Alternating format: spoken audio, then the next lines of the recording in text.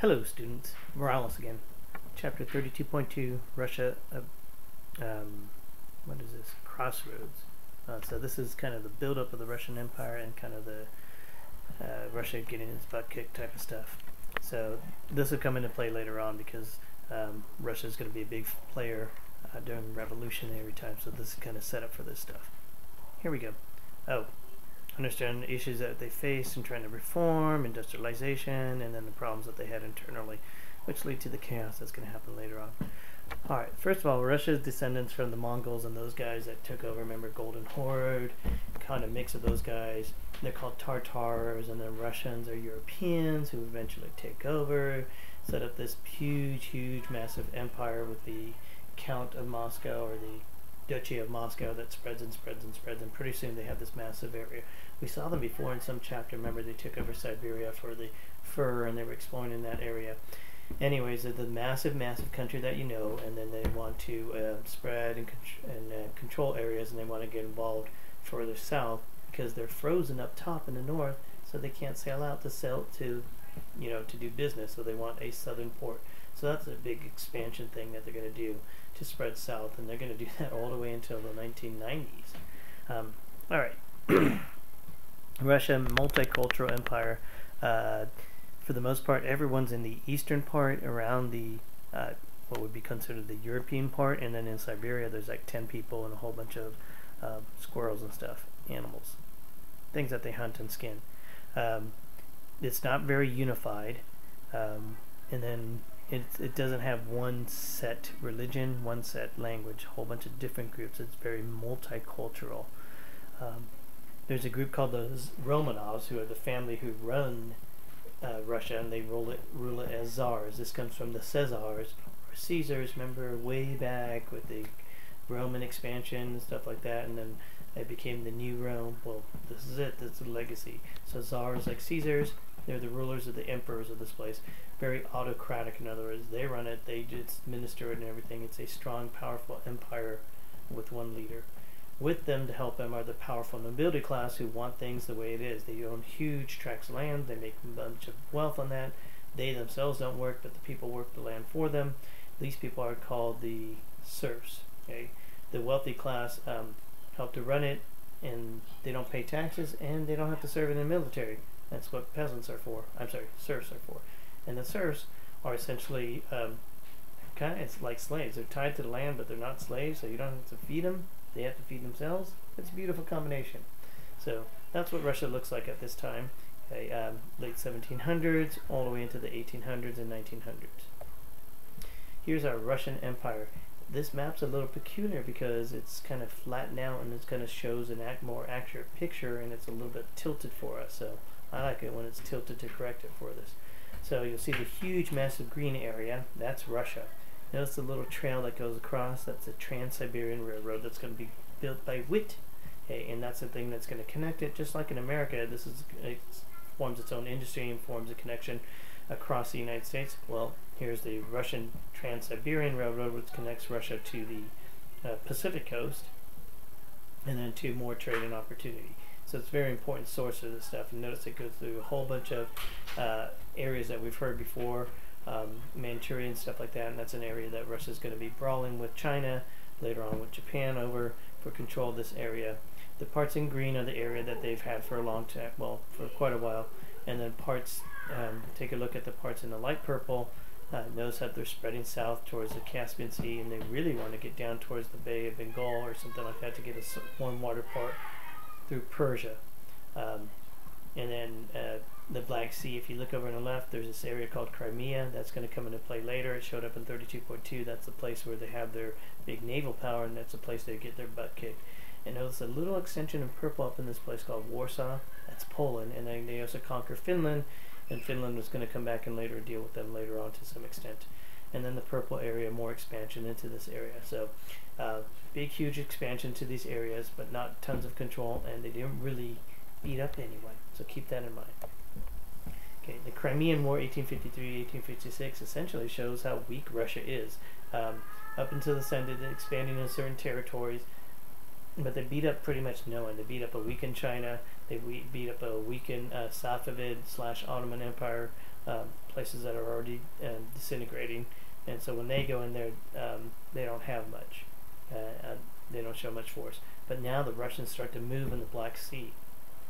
Great Britain, and I think it's France, I should double check it one day, they're concerned because they're concerned that a powerful Russia might be able to control the southern waterway trade, and so they jump in there and they pretend to support the Ottomans. They don't really care about the Ottomans. They're more concerned about stopping Russia from expanding because they fear the potential that Russia has with all this huge, massive land resources available and then population available, that they might dominate the markets or industrialization.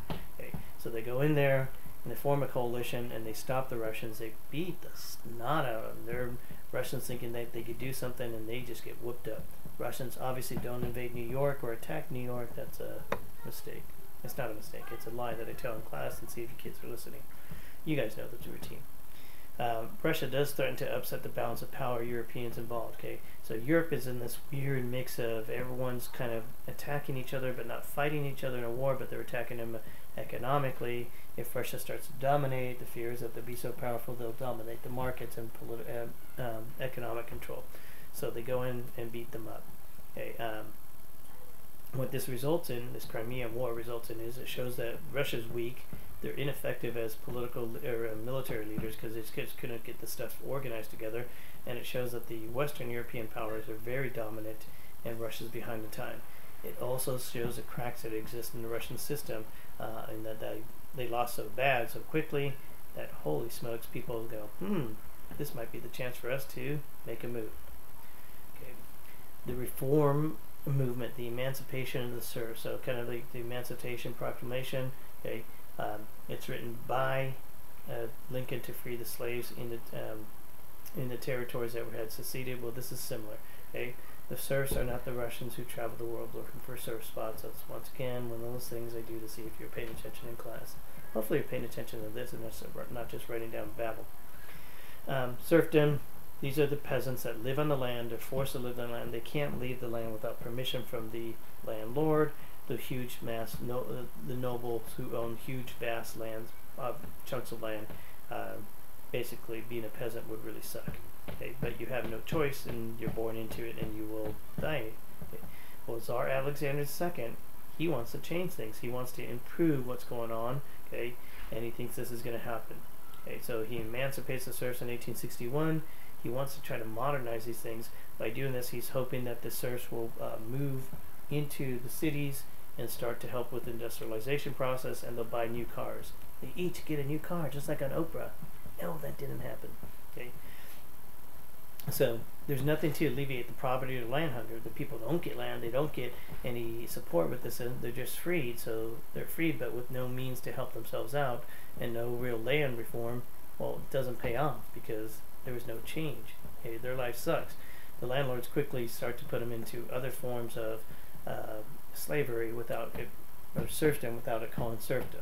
They're free to leave, but they can't leave because they go into debt, farming, all sorts of great things. This is just like the American one. Limited attempts to reform the administration, to add in some layers of not so autocratic, to add in a bit of perhaps representation, but it doesn't get too far. And in fact, Alexander II, because he has given up some liberties, he's going to get assassinated later on, which is kind of a funny story because they didn't get him the first time, they got him the second time. It's only the second one you got to watch out. He does set up these things called assemblies or Zemstvos. Okay, I'm not sure if I'm saying it right. It sounds good.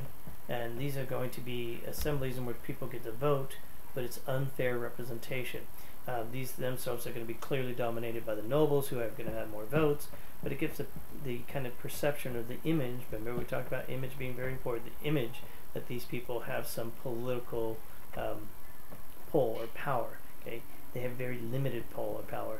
The Zemstvos don't have any decision-making power. They can vote for things and stuff like that, but it's the Tsar who makes final decisions. Industrialization in Russia is a big factor. It should show up on the test. It will definitely show up in some way, shape, or form on either written or definitely a couple multiple choice. And it all starts with this guy named Count Witt. They've had industrialization before, but it's Count Witt who wants to, he sees France. I'm assuming he went there. I don't know enough about him, but I know what he did in Russia. He comes into power as Minister of Finance with a huge amount of power. He's essentially good friends with the Tsar, or is able to get the Tsar to see things his way, and he's trying to advance Russia and get him caught up. And rightfully so, because remember, Russia got their butt kicked because they weren't European-ish. So be more European, be like them. Finish off the massive railroad construction, the Trans-Siberian Railroad, which does two things: connects the Russia, the massive land, but also builds a industry for railroads and stuff like that. So they're going to go from very few railroads to massive amounts of railroads, close to United States standards, but nothing that big. And then they're going to borrow from the Euro infrastructure to build things to the beginnings of factories and industries that they're going to set up. Okay. With this, there's going to be mass discontent because the peasants who move to these cities, they get paid snot. Their life sucks. So, at least in the countryside, it's a little bit less work. It's not great work, but it's less work. But in cities, terrible work lifestyle, real dangerous, terrible long hours, all sorts of terrible stuff that you want to do. And then with that, these people start to coordinate. The peasants coming in from the town or from the rural areas coming to the cities, they just meet the more and more pissed off urban peasants, and then pretty soon they're going to start to formulate these groups of people who want to create change. Okay, this is leading up for what's going to happen in the Russian Revolution, the big one that you definitely want to know more about. Okay, within these groups are this intelligentsia. Okay, these are the educated middle class group of people, kind of like the kids that want to change things but they don't want to risk too much. So they start to formulate secret clubs where they're going to share ideas for social change. Some of these guys are socialists and anarchists. They want the government to take over ownership of all property and to run it for the benefit, not the nobles, but the government. And the anarchists are the ones who want an absence of government, obviously. So all these guys are working together. There's not one unified group. Excuse me, let me rephrase that. All these guys are working at the same time, but not as a group, a unified group. They use various means to try to get their message across and spread their ideas. Terror tactics are the more popular ones. They get get more boom for your buck. Get it? More boom for your buck. Political assassinations. During this time, the Tsar is going to be killed. And then they're going to attempt to connect with the mistrust of the peasantry. In other words, the peasants who got set free, but their life sucks. Well, they're going to try to mass that group of discontented people, the mass of people, into a movement. Okay, many of the people, the intelligentsia who are caught by secret police, are sent into exile in Siberia. And Siberia is just a place where it's so cold and nothing's around. You go there and you pretty much don't come back. The Tsar sets up his censorship program to limit the amount of smack talk against him, and his secret police to rout out and find these people. All this time, more and more discontent for the system is being built up in places like the Baltic region, Poland, Ukraine, Georgia, and then Central Asia. So all these are areas of hotspots where problems are arising. And then there's the more radical movement, because obviously change has not come quick enough or strong enough, and people are discontent. And remember, crazy people or desperate people do crazy things. So things are getting more radical. They want more change more quickly. Kind of like a teenager, you say something now, you want it in 5 seconds, not in 13 minutes and 46 seconds. So in 1881, one of the groups, and it's just called the People's Will. You don't really need to know him. You might see him, but these guys kill Alexander II. So I told you before, they bomb his car or something like that. The first bomb doesn't kill him. He's checking to see what's going on, and then all of a sudden there was a second bomb attached to it, and that's the one that kills him. So, run away. Okay, it's a good reason. Okay, if a bomb goes off, go away from the bomb. Okay, words of wisdom. I might save your life one day. So these guys promoted the White Sword program, attack on Jews, pogrom. Okay, which is not nice. This is the Jews. It's the problems. Get rid of them. Okay, and then Nicholas II. He's the one that comes in after Alexander, and he gets his butt kicked in the war with Japan, the Russo-Japanese War. They get their butts kicked again. This one shows off how efficient the Japanese are, and once again how behind the times the Russians are. This is very bad for the Russians, and then this is going to lead into the revolution of 1905, which is the first scale revolution in which tons of people organized to show their distrust or disloyalty towards the Russian Tsar and the system, and hope to make a change. Massive strikes throughout the countryside, throughout the cities and stuff in industry, and a slowdown of working. This creates the Russians to make concessions and start to begin some sort of change. And hey, I actually finished one within time. Have a great